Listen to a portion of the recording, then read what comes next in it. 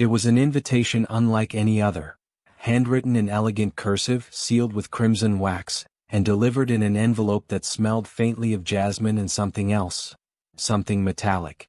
Elena found it on her doorstep one chilly October evening. You are cordially invited to an exclusive midnight tea at Blackwood Manor.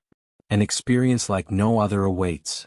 Elena had never heard of Blackwood Manor, but the allure of something so mysterious was irresistible.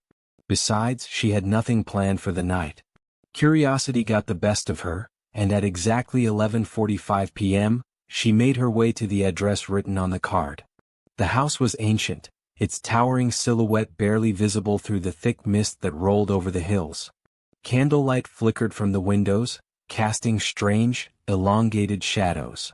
A butler, silent and pale, greeted her at the door with a slow bow, ushering her into the grand parlor. Inside, the tea party was already in progress. A long table stretched across the dimly lit room, draped in deep red velvet. Ornate silver teapots and delicate porcelain cups gleamed under the candlelight. Seated around the table were 6 other guests, all dressed in fine evening attire, their faces unreadable, their eyes unervingly dark. Elena hesitated before taking a seat. The butler, without a word, poured steaming amber liquid into her cup.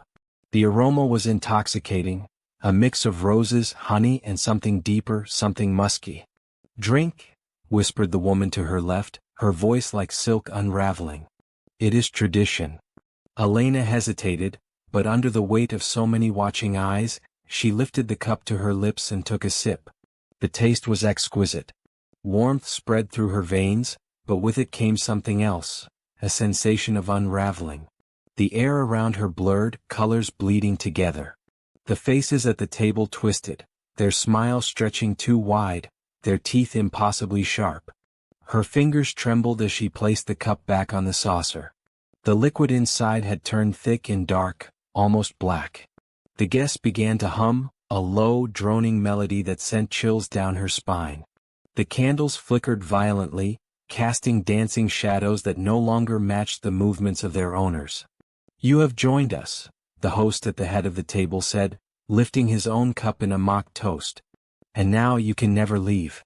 Elena tried to stand, but her legs would not move. Her fingers curled against the table, stiff as stone. Panic rose in her chest. "What is happening to me?" she gasped, but the others only smiled. The woman beside her leaned in, whispering, "You drank the tea, dear. And now you belong to the manor. Just like us." The candlelight dimmed, the walls of the room faded into darkness, and as the humming grew louder, Elena felt herself slipping, her body dissolving, her thoughts scattering like dried leaves in the wind. The last thing she saw before the darkness swallowed her was her own reflection in the tea. It wasn't her face staring back. It was something hollow, something ancient, and it was smiling.